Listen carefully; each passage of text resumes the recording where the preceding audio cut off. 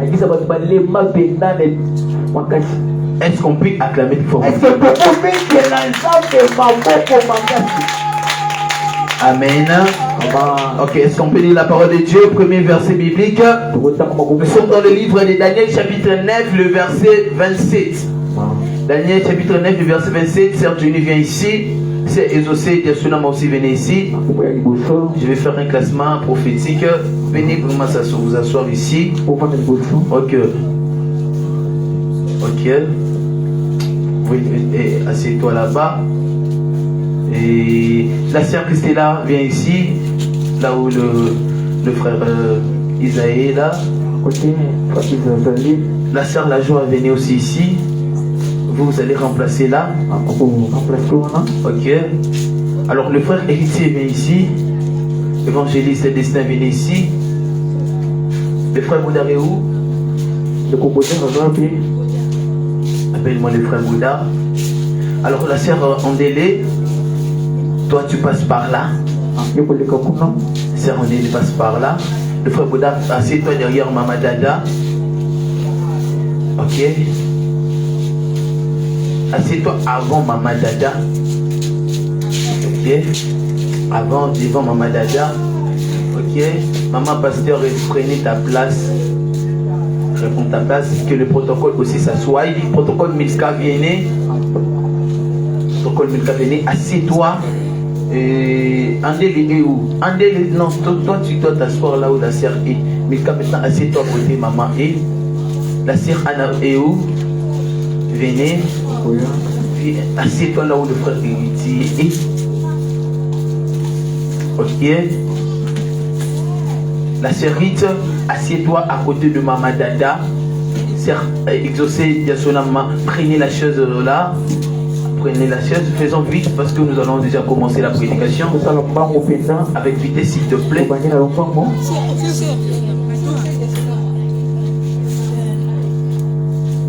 Sœur Exaucé, prenez la chaise, mets-toi là où les trépieds est.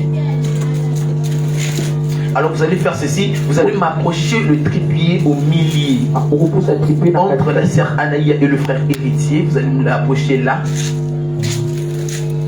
Merci beaucoup, vraiment. C'est un classement prophétique que je suis en train de faire. La coordonnatrice, viens, la bergère, viens s'il te plaît, viens s'il te plaît, viens s'il te plaît, viens s'il te plaît, viens s'il te plaît, viens s'il te plaît.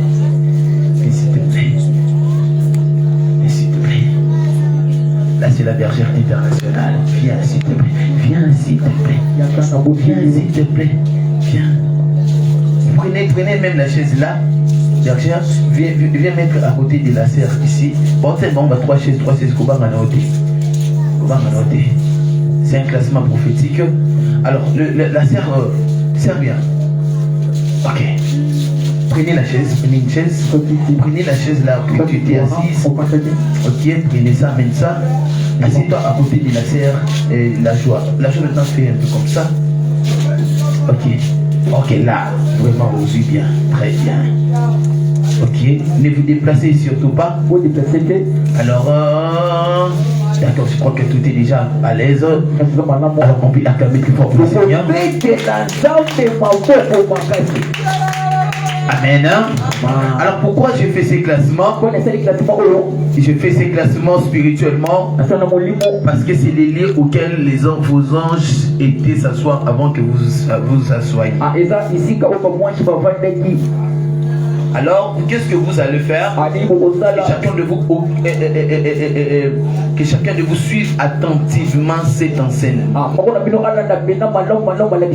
Alors, le place auquel vous êtes assise feront en sorte que la connexion de ces messages soit aussi stable dans vos esprits. Alors asseyez, non, on va lire la parole de Dieu d'abord. Chapitre 9, le verset 27, on s'élève. Il fera une solide alliance avec plusieurs pour une semaine. Et durant la moitié de la semaine, on vous avait dit, lorsqu'on parle d'une semaine, c'est quoi? C'est combien de jours? C'est toujours fait allusion au combien des années? 7 ans. Amen, amen. C'est quoi les 7 ans? Les 7 ans, c'est pourquoi? Les 7 ans de la grande tribulation. Alors, quand la Bible déclare durant la moitié de la semaine veut dire quoi? 3 ans et demi. La deuxième partie des 3 ans. Vous avez compris, non? Durant la moitié de la semaine, ça veut dire qu'au milieu entre les 3 ans et 3 ans et demi et 3 ans et demi. Là, c'est clair déjà, non? Il fera cesser les sacrifices et l'offrande. Les dévastateurs commettra les choses les plus abominables. C'est qui les dévastateurs? C'est qui? Hein? Très bien. Jusqu'à ce que la ruine et ce qui a été résolu fondent sur les dévastateurs. Parole du Seigneur. On attend plus fort pour la parole de Dieu. Amen, amen. Alors écoutez-moi attentivement avant de pouvoir lire les deuxième versets que nous allons le lire après. Nous sommes en train de continuer cet enseignement autour de la grande tribulation. Très bien. Quand on parle de la grande tribulation, la grande tribulation, c'est le moment par lequel le monde vivra le dire labeur. Et ce moment sera vécu au le moment où l'église sera enlevée. C'est le moment où les élus, où les saints seront enlevés. Et c'est pendant cette période-là que l'antéchrist viendra. Nous avons dit que le moment de la grande tribulation va durer combien des années? 7 ans. Et ces 7 ans-là sera divisé en combien de parties? Des parties. Ça veut dire, on va diviser cela combien? 3 ans et demi et 3 ans et demi. Et la première partie, je vous avais dit ceci. L'antéchrist viendra, mais il ne se révélera pas. Il viendra comme étant le sauveur. Il va sympathiser avec le monde. C'est-à-dire qu'il va porter un cœur sympa, avec un cœur de la bonté. Et le monde sera séduit par ce qu'il sera en train de faire. Pour comprendre l'antéchrist, vous devez comprendre ce que fait actuellement Corneille Nangaa. On m'a appelé hier, on était en train de parler avec quelqu'un qui est précisément au Goma. Il m'a dit que la vie est plus meilleure qu'avant. Les dollars qui étaient à 2800 à 28 000 francs, actuellement c'est à 25 000 francs. Donc ils ont commencé à manger à gogo. La vie est devenue plus stable qu'avant. Et tous les comatraciens sont tombés amoureux de lui. Par rapport à ce que la vie est devenue normale. Or, ils ont oublié que celui-là les rebelle. Ça veut dire ceci. Lorsque l'antéchrist viendra, il viendra de la même manière. Il va sympathiser avec le monde. Il répondra à tous les besoins du monde. Il fera en sorte que même les taux ou les prix de marché diminuent. Le monde l'adorera. Et c'est comme ça qu'il va traiter une alliance avec Israël. Israël dira ceci. C'est lui-là le vrai Messie. Parce qu'il est une bonne personne. Et après ce moment-là, l'antéchrist sera en bonne fonction avec tout le monde.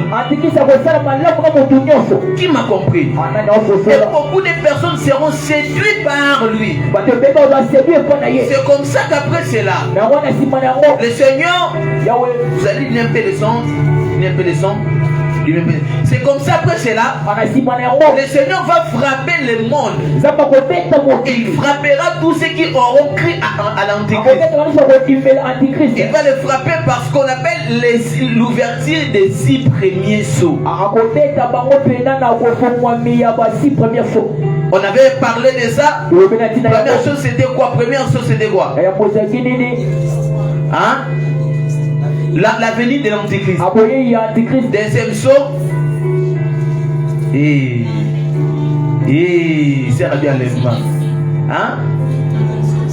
Pardon? L'augmentation de prix. Ça veut dire que les prix seront encore une fois augmentés. Troisième chose, c'était quoi? C'était quoi le troisième saut? Troisième saut. Troisième saut. Troisième saut.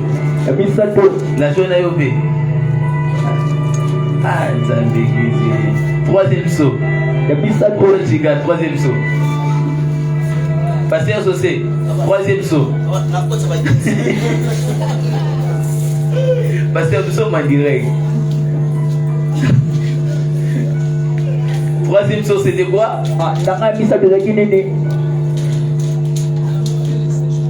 La mort et le séjour des morts. Petit maman de la mabo.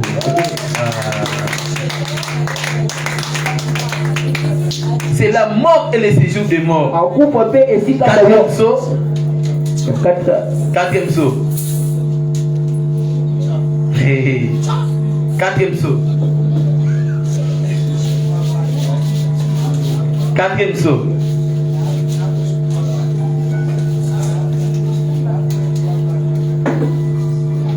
La famine et le manque de nourriture. Et cinquième chose, c'était quoi? La dernière chose que nous avons parlé, c'était quoi? Dernière chose que nous avons parlé, c'était quoi? La persécution des chrétiens. Donc, ils vont persécuter les chrétiens. Mais vous devez savoir ceci. La Bible dit que tout cela ne sera que le début de la douleur. Ça veut dire que ce ne sera pas ça la persécution. La vraie persécution, c'est ça. C'est comme ça que nous sommes en train de parler aujourd'hui. C'est la deuxième partie de la grande tribulation. La période la plus difficile qui va durer encore 3 ans et demi. La partie la plus difficile et la plus dure. Je vous avais prévenu de ne pas venir au Kids, mais vous êtes venus. C'est-à-dire qu'il faut supporter. Tu m'as dit un bon amen. Donc aujourd'hui, ça va chauffer. L'Antichrist viendra. Alors lorsqu'il viendra, il se révélera devant le monde. Dans la première partie, il se révélera comme étant une bonne personne. Mais dans la deuxième partie, affiche-moi l'Antichrist s'il te plaît. Où est la Serrana? Alors, dans la deuxième partie, il va maintenant briser son alliance avec Israël. Qu'est-ce qu'il fera? Il viendra et s'autoproclamera qu'il est le sauveur. C'est en cette étape l'Antéchrist deviendra le roi de la terre. Tout le monde l'adorera. Il va s'asseoir dans les temples afin que le monde l'adore. C'est de là qu'il va manifester l'esprit de la bête avec 7 cornes sur la tête. C'est quand ce moment-là, il va commencer à faire souffrir le monde. Et tous ceux qui ont crié en lui, et même ceux qui n'ont pas crié en lui, seront tellement persécutés à la fin. Si tu ne veux pas être persécuté, tu dois confesser que l'Antichrist est le Seigneur et le Sauveur. De la même manière qu'il n'y a pas de salut en Jésus en ce moment. De la même manière qu'il n'y aura pas aussi de salut à tous ceux qui ne croiront pas à l'Antichrist. Tous ceux qui ne croiront pas à l'Antichrist seront persécutés. Il va imposer son règne. Et c'est de là qu'il va s'autoproclamer qu'il est le sauveur de l'humanité.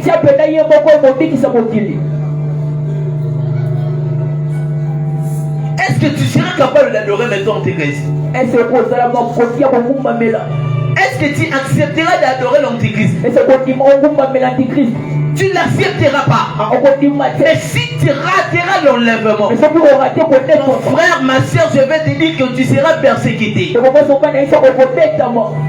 Jusqu'à jusqu'à ce qu'à cause de la souffrance, tu accepteras. La Bible déclare vous serez persécutés. Mais celui qui persévérera jusqu'à la fin sera sauvé. Ça veut dire ceci. Tout au long de votre chemin, vous serez persécutés jusqu'à la fin. La Bible déclare vous serez haïs de toutes les nations. Parce que tout le monde verra que c'est vous qui êtes de mauvaises personnes. C'est vous qui concrétisez l'antéchrist. Oh, en ce temps-là, toi tu sauras que c'est l'antéchrist, je ne peux pas l'adorer. Je ne peux qu'adorer le Seigneur Jésus. Mais ça ne sera plus le cas. L'antéchrist viendra sur la terre et fera souffrir le monde. Frère, tant que tu es ici sur la terre, tant qu'il n'y a pas eu encore l'enlèvement, prends ton temps de te repentir. Prends ton temps de te repentir. La repentance, c'est quoi? C'est la capacité de faire un demi-tour là où tu étais tourné hors la volonté de Dieu. Ça veut dire ceci. La repentance n'est fait que pour les chrétiens. Celui qui était dans un bon chemin, il servait le Seigneur. Et après un moment, il s'est désorienté de la voie du Seigneur. Il s'est désorienté de la mission que Dieu lui avait envoyée. Dieu t'avait envoyé. Il t'avait établi quelque part pour le servir. Mais tant que tu n'es plus dans la volonté du Seigneur, tu seras persécuté et tu rateras l'enlèvement. Les dons et chrétiens, et ça demande en sorte que nous, comme étant des fils d'Isaac, que nous comprenions que Jésus-Christ revient bientôt. On doit comprendre que au temps auquel nous sommes, la prophétie commence à s'accomplir petit à petit. Je vous avais dit cela un certain mardi de la semaine passée. Je vous avais dit que tout ce qui se passe au Congo, c'est un message prophétique. Moi, je suis un prophète, je ne perds de rien. Vous voyez comment est-ce que les M23 ont envahi la ville de Goma? Et comment est-ce que la vie est devenue facile à Goma? C'est comme ça aussi que l'antéchrist viendra. Un moment, vous serez persécuté. Mais lorsque vous l'accueillerez, lorsque vous croirez en lui, il vous donnera la vie sauvée. En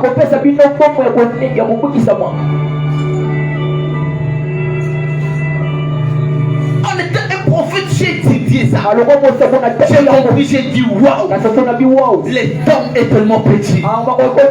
L'église doit racheter son temps quand les jours sont mauvais. Si Christ est en train de revenir sur la terre, il faut que l'église se prépare afin de rencontrer son Seigneur. J'aimerais dire à une personne qui est en train d'écouter ce message, écoute-moi attentivement. En écoutant ce message n'est pas là pour te faire peur. Je ne suis pas là pour t'effrayer. Je suis là parce que je suis un prophète et j'ai étudié les temps. J'ai compris que Christ revient. Les signes qu'il avait prédits sont en train de se manifester. Lorsque l'antéchrist viendra, on ne serait même pas sûr que c'est lui l'antéchrist. Parce qu'à la manière dont il s'est présenté,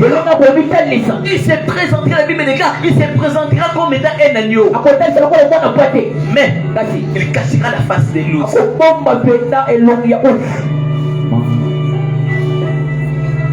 Il pourra venir comme moi. Il vous prêche la repentance. Il vous prêche de suivre Jésus. Mais or, en lui se cachent des choses mauvaises. Le temps est mauvais. Et Jésus-Christ est en train de revenir. L'antéchrist deviendra le roi de la terre. Voyez comment est-ce que le monde, les gens commencent à l'adorer. De la même manière que toi aussi tu l'adoreras.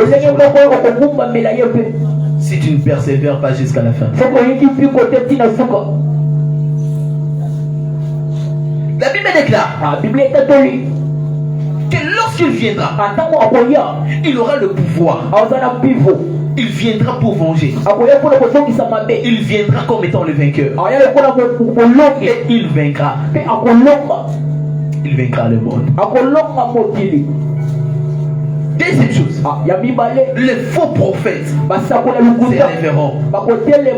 Les faux prophètes s'élèveront, accomplissant des signes et des prodiges.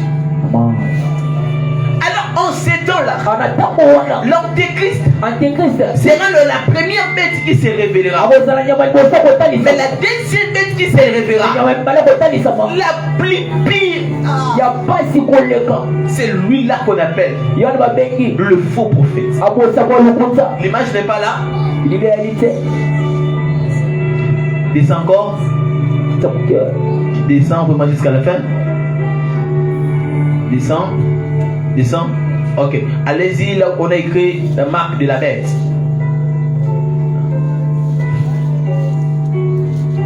L'antéchrist maintenant viendra. Lorsque les faux prophètes viendront. Premièrement, j'ai parlé de l'antéchrist. Deuxièmement, j'ai parlé des faux prophètes. Là, nous sommes en deuxième étape. Lorsque les faux prophètes viendront, la première des choses, la Bible déclare, ils vont accomplir les signes et le prodige. Donnez-moi les versets. Donnez-moi les versets d'abord. Apocalypse chapitre 13. Deuxième verset. Kita nasi salambang. Salambang serana. Kita. C'est ça, verset 2. Ok. Apocalypse chapitre 13, le verset 12 au verset 18. Lorsque les faux prophètes viennent, la première des choses, la Bible déclare, elle exerçait mon te fait vite, Anna, tu es trop lente.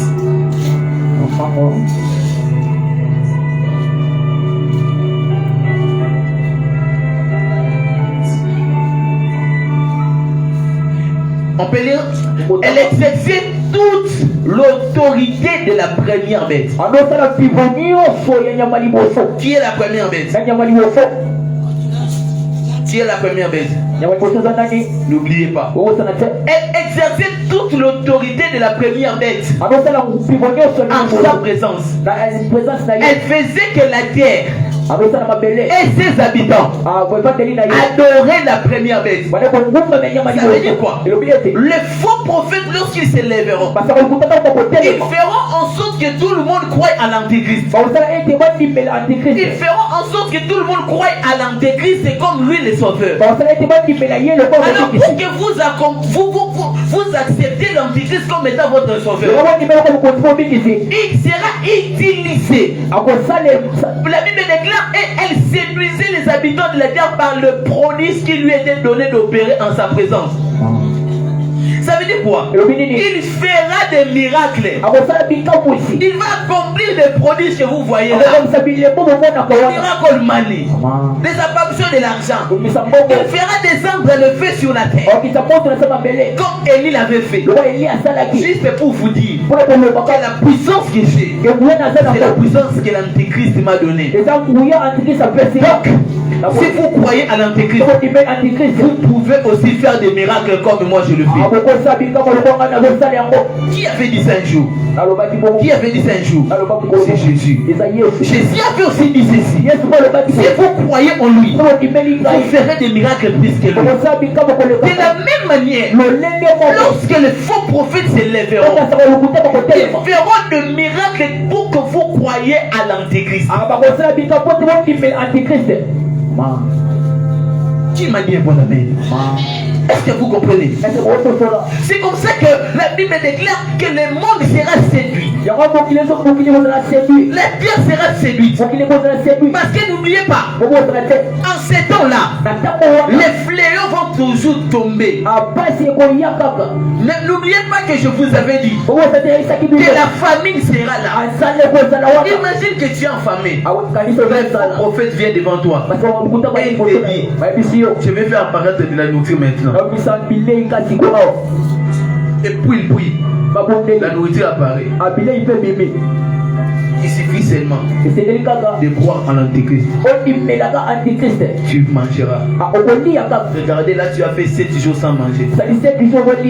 Tu pries, Dieu ne te répond pas parce qu'en ce temps-là, Dieu ne répondra plus aux prières. Tu fais la prière de la repentance, Dieu ne répond pas parce qu'en ce temps-là, la repentance ne sera pas là. Dis-moi mon frère, tu feras quoi? Tu mettras ta foi en qui? Parce que le Saint-Esprit ne sera pas là. Jésus bouclera ses oreilles.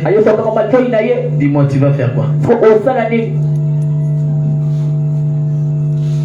Imagine la persécution que tu vivras. Le temps auquel tu écoutes ces messages, mais tu ne veux pas te repentir. Le temps où tu écoutes ces paroles, mais tu ne veux pas te convertir. Tu seras obligé de croire au miracle. La Bible déclare.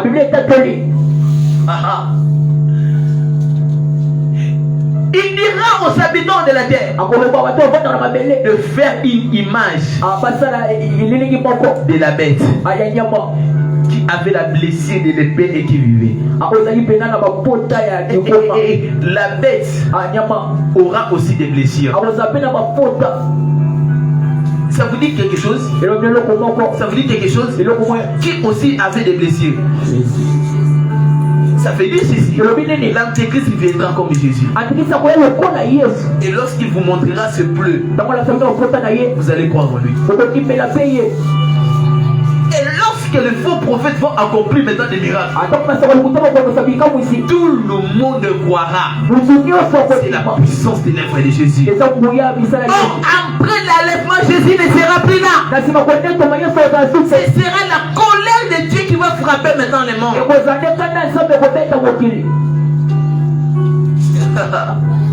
Qui comprend? Qui comprend? Ici nous sommes maintenant autant de faux prophètes. Les faux prophètes accompliront des miracles. La Bible déclare, et il lui fit donner d'animer l'image de la bête, afin que l'image de la bête parla. C'est ça. Afin que l'image de la bête parla, que l'image de l'Antéchrist parle. Quelle est l'image qui parle? C'est quoi l'image qui nous permet d'entendre les sons? La télévision et le téléphone. Ça veut dire ceci. Jean avait vu ceci. Je vais vous expliquer la vision de Jean. Jean avait vu ceci. Jean avait vu que le monde était en train de suivre les prodiges d'Antéchrist par le téléphone ainsi que par la télévision.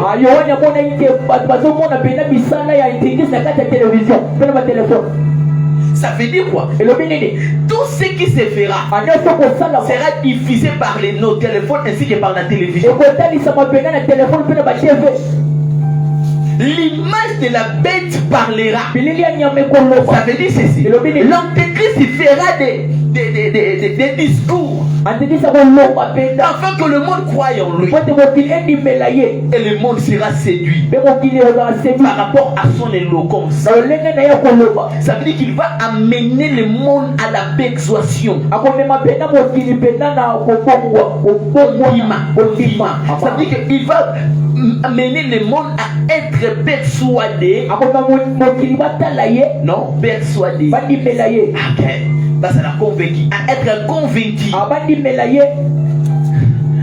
qu'il est lui le sauveur. Il vous donnera des versets bibliques. C'est lui là le sauveur. Il a vu vos souffrances. Comment est-ce que vous êtes frappé par la famille? Alors maintenant il vient pour vous aider. Est-ce que quelqu'un comprend? Et le faux prophète, c'est dans le féroce de miracles incroyables. Et jusqu'à ce que les gens croiront. La Bible déclare. Allez-y, quitte. Alors maintenant, ce n'est pas fini. dit là, à ceux qui ne vont pas croire, vous qui ont suivi ces messages, vous qui savez que ça sera de faux prophètes qui viendront, quel sera votre sort lorsque tu ne croiras pas en l'Antichrist? Voilà ce qui va t'arriver. Et elle fit que tout petit, grand, riche et pauvre, libre et esclave, reçurent une marque sur leur main droite et sur leur front. Tous ceux qui accepteront de se soumettre à l'Antéchrist recevront une marque sur leur front ainsi que sur leur main droite. Pourquoi seulement la main droite? Parce que la main droite, c'est la main de l'autorité. Ça veut dire ceci: cette marque que le monde recevra, croyant à l'Antéchrist, tu auras la carte qui te permet d'avoir accès à toutes choses. Tu auras une identité, un signe, un symbole qui atteste que tu as cru à l'Antéchrist. Ce symbole, on le mettra sur ton front ainsi que sur ta main droite.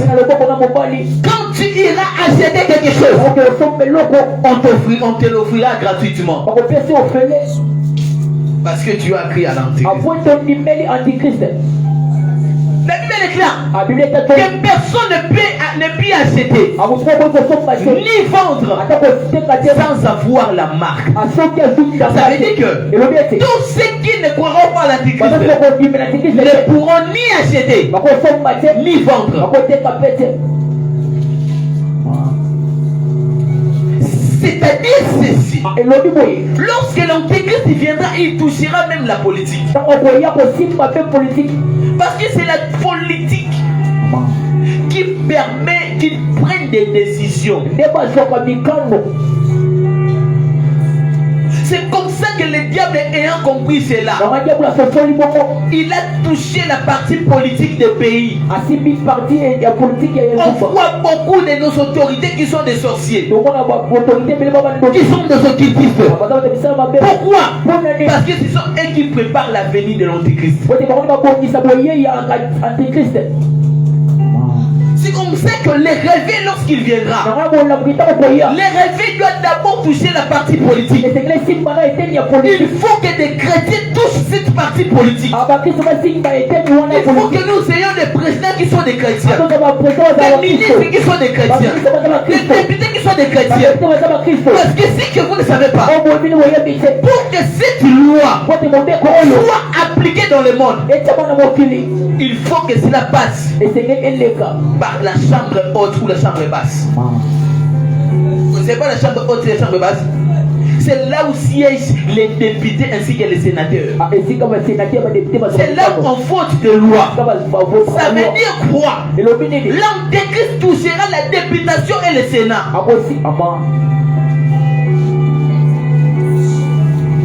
Étudions et comprenons que l'état auquel nous sommes, on ne doit pas laisser la politique aux sorciers. On doit entrer dans la politique.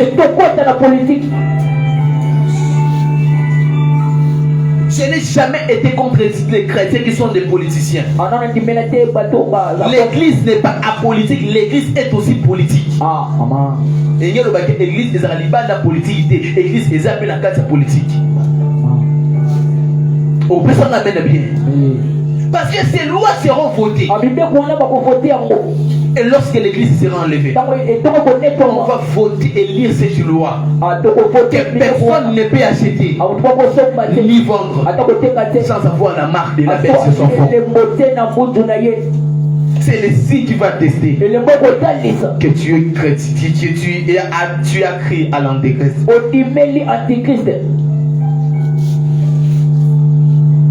La Bible est claire. Tu n'auras pas la marque sans avoir la marque, le nom de la bête ou le nombre de son nom. c'est ici la sagesse. Que celui qui a de l'intelligence calcule le nombre de la bête. Car c'est un nombre d'hommes. Et son nombre est 660. Bien pour moi 666. 666. Tu as peur? 1666. 666. Il y a un membre congolaise. Est-ce que je vais avancer? C'est ça le nombre de la bête. Donc, tu auras la marque de 666 sur ton front. 666 dans ta main. Là, tu auras l'accès de tout acheter, de tout vendre. Après quoi? Les faux prophètes c'est seront maintenant face à la persécution des chrétiens. Affiche-moi maintenant l'image de la persécution.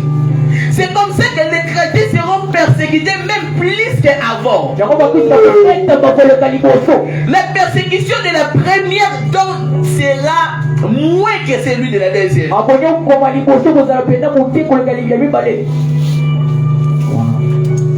comment est-ce qu'on est en train de faire les frères. Juste parce qu'il n'a pas, parce qu'il a refusé d'avoir la marque de la bête. On est en train de tirer sur lui. On l'a enchaîné. C'est comme ça que toi qui n'as pas reçu Jésus-Christ, tu seras enchaîné comme ça. Je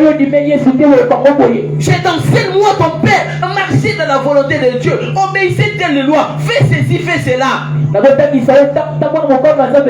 tu n'as jamais écouté ma voix. Tu as écouté ma voix, mais tu doutes dans ton cœur. Vous vous approchez ici. Je sais que beaucoup de personnes ne croient pas en moi, je sais. Et qui sont même mes fils, mes filles. Et qui n'ont jamais écouté ma voix. Qui ne me respectent même pas.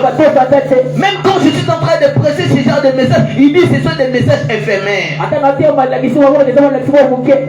Éphémère. Mais lorsque ce moment reviendra, tu te souviendras. Mais ça sera pendant la mort. La persécution de croyants.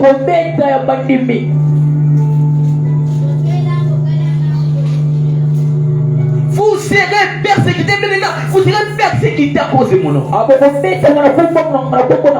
vous livrera à la mort. Qui t'a dit que la mort n'existera pas? La mort existera en ce temps-là. Mais avant que tu arrives à la mort, tu seras persécuté même plus que quand tu étais malade.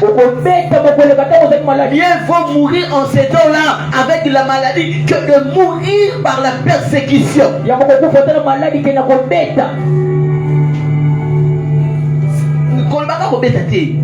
Persécution, c'est l'ensemble de tout.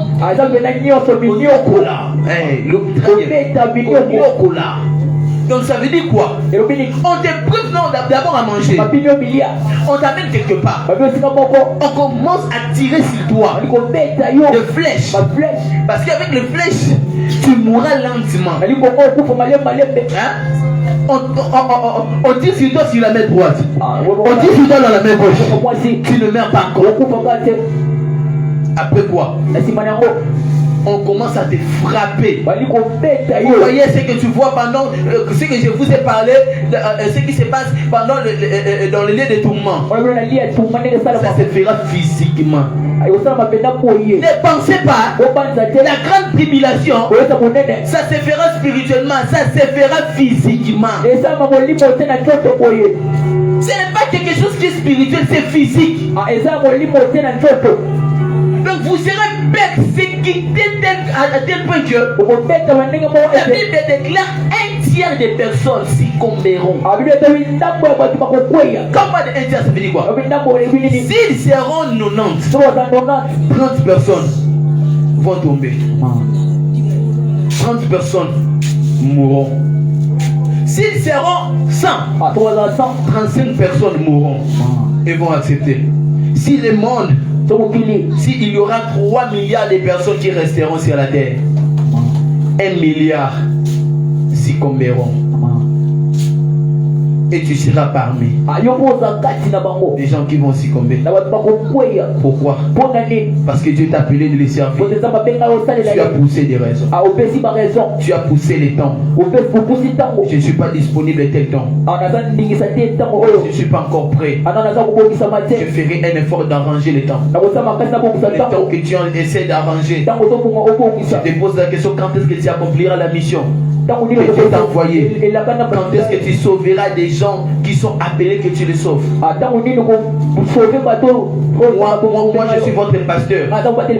Mais hier, je pleurais. Ma femme s'est réveillée. Je le vis. Quand je suis en train de prier la nuit, elle m'a juste observé. Elle pensait que j'étais en train de pleurer. Et elle pensait que je voulais me pendre ou me suicider comme ça. Donc je pleurais.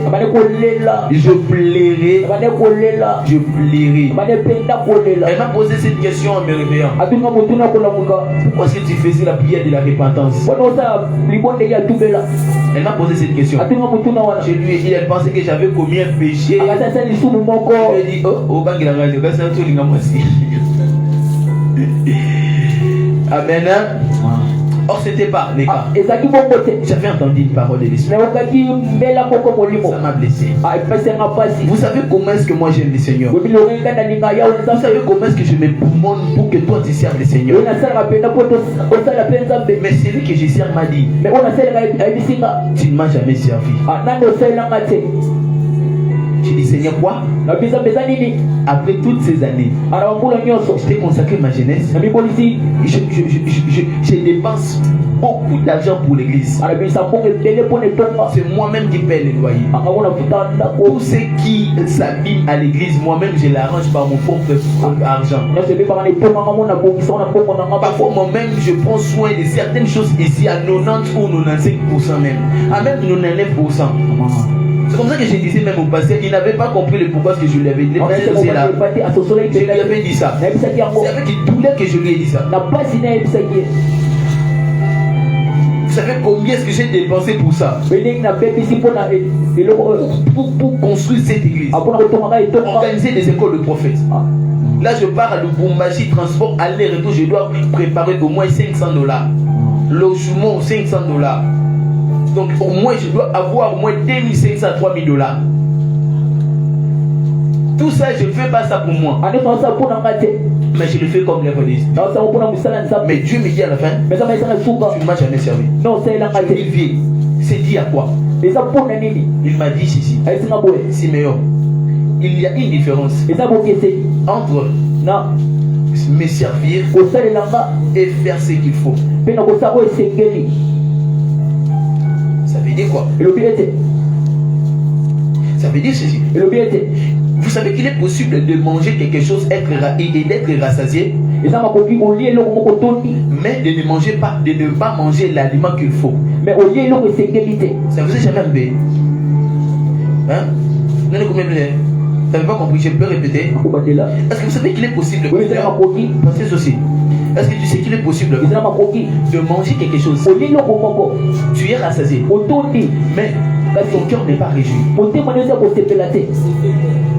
Hein?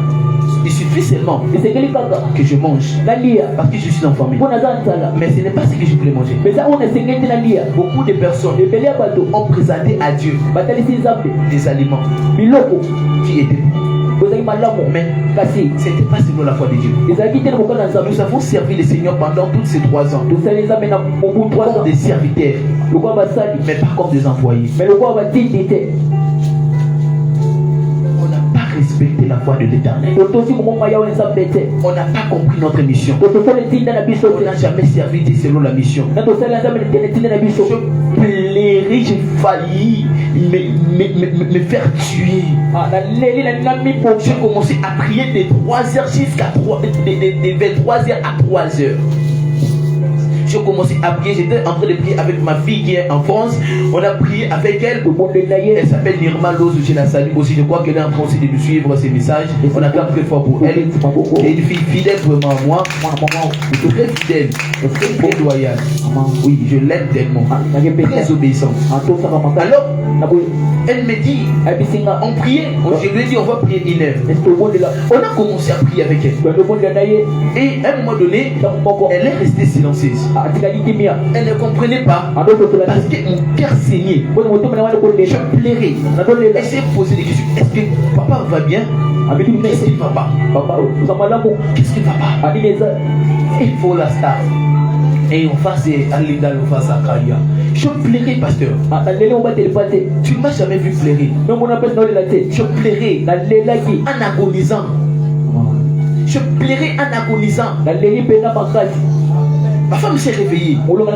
Elle m'a regardé. Elle est assise sur les lits. Elle s'est posé des questions. Qu'est-ce qu'il va pas? Est-ce que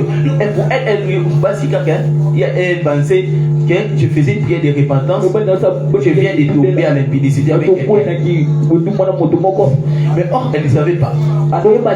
La personne vient d'écouter quelque chose qui a poussé mes imaginations. Je ne sais pas. Je prie à Dieu. Je priais. Je priais. Je pleurais. À 3h, je fais un rêve. Dans les rêves, je suis en train de voir. Tu vis? J'étais sur la moto. Écoutez-moi. J'étais sur la moto avec quelqu'un.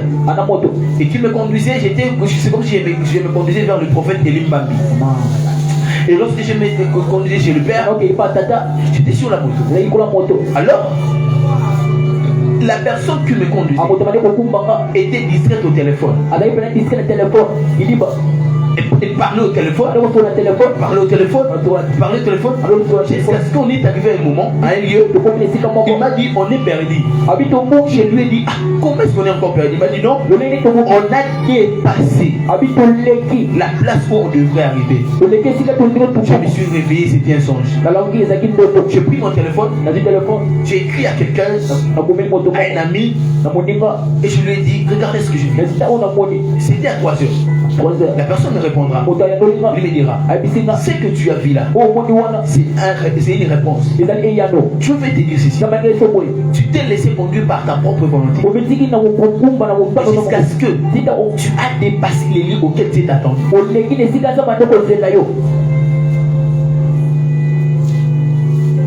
Tu compris que il y a quelque chose où tu attendais de moi. Mais je ne l'ai pas fait comme il faut. Si moi je suis comme ça, après plusieurs années dans les services de Dieu, comme étant un chaman, comme étant un homme de réveil, alors toi, tu n'as jamais d'abord compris ta mission. Tu n'as jamais d'abord compris ce que tu dois faire. Mais jusqu'à présent, tu n'es pas encore entré dans l'œuvre du Seigneur. Tu n'es pas encore entré comme il le faut dans l'œuvre du Seigneur. Dis-moi, quand est-ce que tu entreras d'abord? Quand est-ce que tu prendras le temps de comprendre ton appel, de comprendre ta mission? Quand est-ce que tu vas commencer à préparer l'église pour le retour de Jésus? Et c'est dans est-ce que Jésus va t'attendre?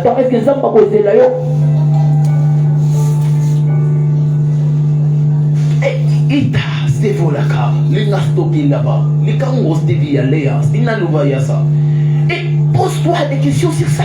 Et déjà nous allons comprendre que si moi-même je suis comme ça, alors vous, tel que je suis là, ma prière ces temps-ci, ce n'est plus de demander à une nouvelle dimension. Seigneur, oriente-moi. Dieu est témoin de ce que je suis en train de vous dire. Prier et une présence de Dieu m'a envahi hier. Mais imagine la dimension de la présence de Dieu qui était sur moi. Je n'ai reçu aucun message de la direction de Dieu. Alors toi, quand est-ce que tu vivras cette expérience de la présence de Dieu? Quand est-ce que tu entreras? Quand est-ce que tu comprendras? Quand est-ce que tu sauveras des âmes? Regarde. C'est comme ça. Mieux vaut avoir. Tu as dit ceci. Si toi tu ne veux pas me servir, je leverai même de pierre qui vont me louer. Ça veut dire ceci. Les temps auxquels nous sommes, vous entendrez des morts dans l'église, ou même dans le Congo. Beaucoup de serviteurs de Dieu mourront ici dans l'église et même ici au Congo. Je vous le dis comme un chaman, tout ce que j'ai dit ça ne rate jamais. Pourquoi? Vous êtes des inconscients. Tous ceux qui serviront Dieu cette année avec négligence avant qu'on arrive le mois des gens mourront. Dieu utilisera même des bébés qui vont les servir avec fidélité que des zadistes qui ne comprennent toujours pas savoir. Et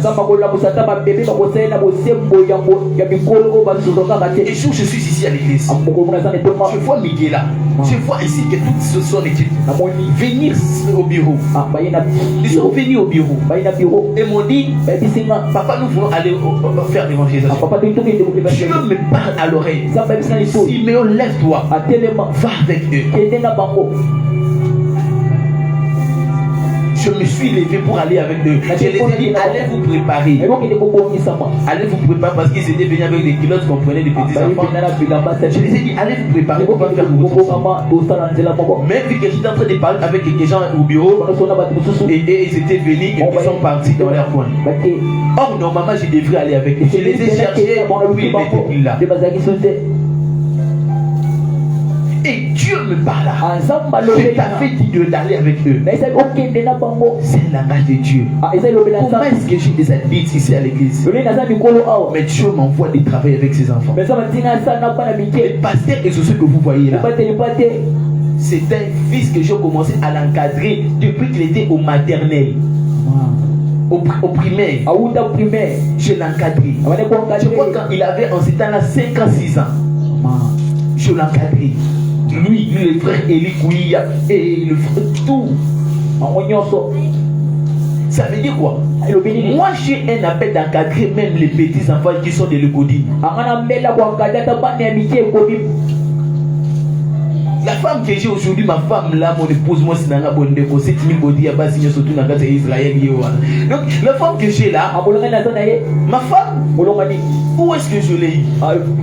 J'étais son encadré de l'école. Je l'ai moi-même pris. Je l'ai nettoyé.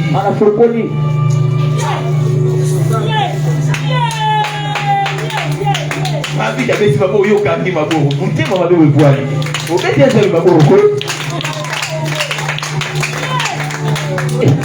moi-même, je l'ai eu là-bas. À 4 heures de l'école. Hey, au Gambia, combien?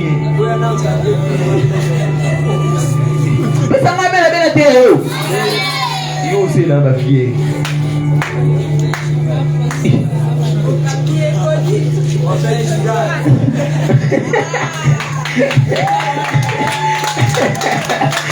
Ah, il a dit mais c'est là 3 personnes motées qui sait le temps est proche. Le temps est proche.